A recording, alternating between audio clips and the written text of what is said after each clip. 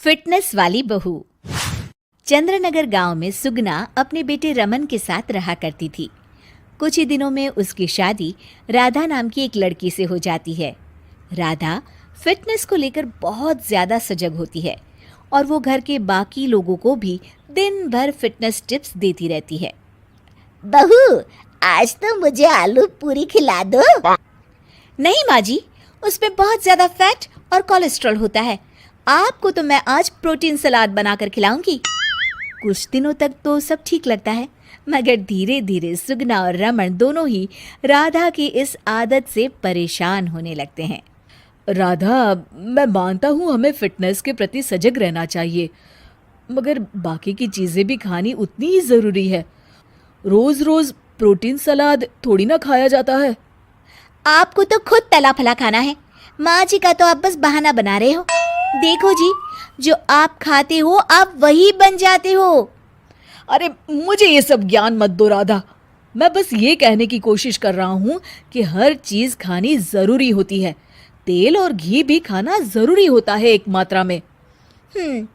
खैर, तुम नहीं समझोगी। कुछ दिनों बाद तीज आने वाली होती है और सुगना अपने दोस्तों के लिए तीज पार्टी रखती है। अरे बहू, आज तीज है और मैंने कुछ सहेलियों को खाने पर बुलाया है।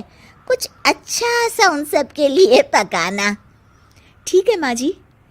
शाम को सुगना की सब दोस्त आ जाती हैं। सुगना सबको अपनी बहू से मिलवाती है। अरे वाह सुगना, तुम्हारी बहू तो बहुत ही खूबसूरत है। सिर्फ खूबसूरत ही है या गुनी भी?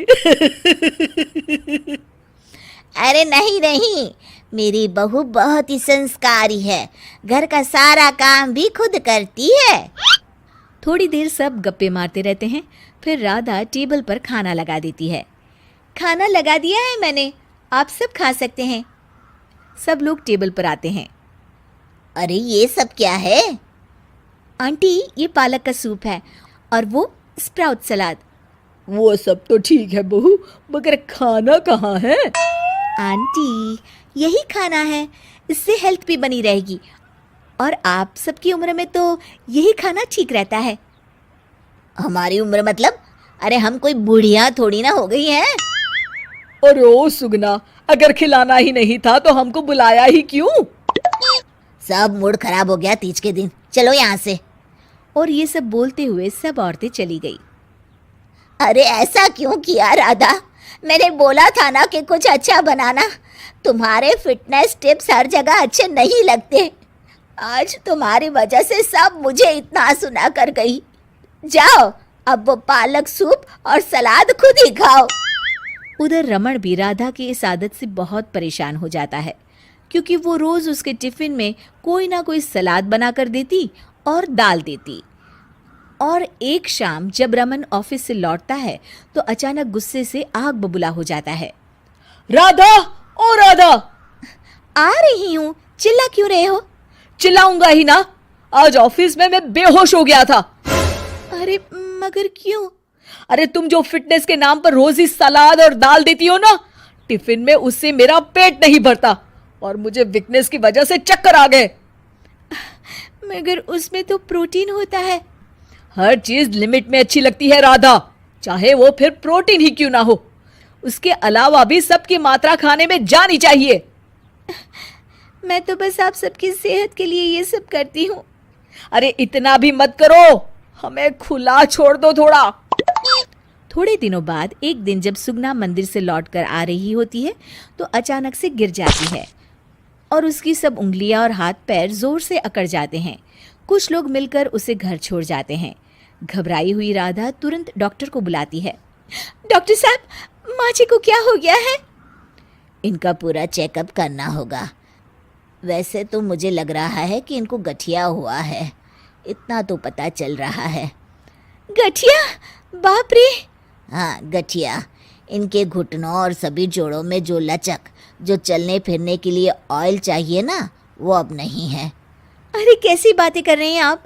मैं तो इनकी सेहत का बहुत ख्याल रखती हूँ, रोज प्रोटीन सलाद खिलाती हूँ और सूप भी। मतलब ये बिल्कुल भी ऑयल या घी नहीं खाती? नहीं नहीं। अरे कैसी बातें कर रही हैं आप?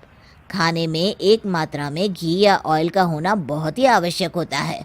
अगर वो पेट में नहीं जाएगा तो जोड़ों में जो ग्रीस होता है वो खत्म हो जाता है। ओह, ऐसा क्या डॉक्टर? माँ जी ठीक तो हो जाएंगी ना? हाँ हाँ, हो जाएगी। थोड़ी देर बाद रमन भी ऑफिस से आ जाता है। क्या हुआ माँ? कुछ नहीं बेटा, बस ऐसे ही गिर गई थी। ये सब मेरी गलती की वजह से हो रहा है, मुझे माफ कर दीजिए आप दोनों। राधा रमन को सब कुछ बताती है। I am sorry Raman. अति हर चीज की बुरी होती है राधा, इसलिए मैं तुमको बार बार बोला करता था। तुम्हारी फिटनेस के प्रति जागरूकता अच्छी लगती है, लेकिन शरीर में हर तरह की प्रोटीन जाना भी जरूरी है।